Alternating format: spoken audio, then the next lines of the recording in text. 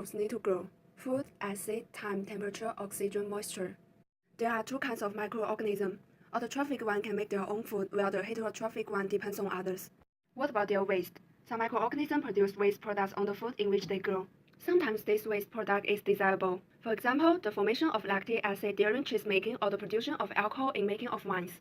However, some microorganisms produce waste products which are harmful to humans. This is called toxin.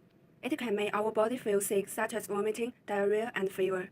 So what about pH? There are three different types of bacteria based on the pH. First is neutrophil, which grow at the pH of 5 to 8. These bacteria usually grow at milk, meat, or seafood. Second is acidophil, which grow at low pH. They grow at foods such as citrus, pickles, or berries. Third is alkaliophil, which grow at high pH, which is around 8.5 to 11. Foods such as raw spinach, raw cauliflower, or olive oil has that pH level. Next is about temperature. There are four different types of bacteria according to the temperature. First, psychrophils, which grow on the temperature of minus 10 degrees Celsius to 20 degrees Celsius. Second is mesophils, bacteria grow on the temperature of 10 degrees Celsius to 50 degrees Celsius. Third is thermophils, grow on the temperature of 40 degrees Celsius to 70 degrees Celsius. And hyperthermophils on the temperature of 70 degrees Celsius or higher. However, the optimum temperature for bacterial growth is between 21 degrees Celsius to 47 degrees Celsius. How about oxygen? There are four different types of bacteria based on their respiration. First is aerobic, which means that they need oxygen. Example, Mycobacterium tuberculosis. Second, anaerobic. They do not need oxygen. Example, Clostridium tetani. Third, facultative anaerobe. They are unique bacteria that can live with or without oxygen. Example, Listeria. Fourth, microaerophilic. Bacteria that only need a small amount of oxygen to survive. Example,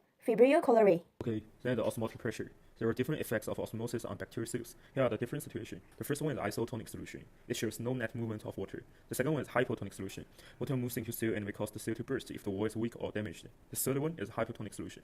Water moves out of the cell, which causing its plasma membrane to shrink. So how about water or moisture?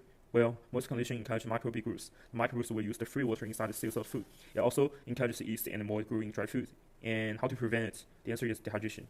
In conclusion, we should prevent microbe growth by food preserving such as vacuum packaging, perforated, dehydration, low temperature, altered pH, and added growth inhibitor.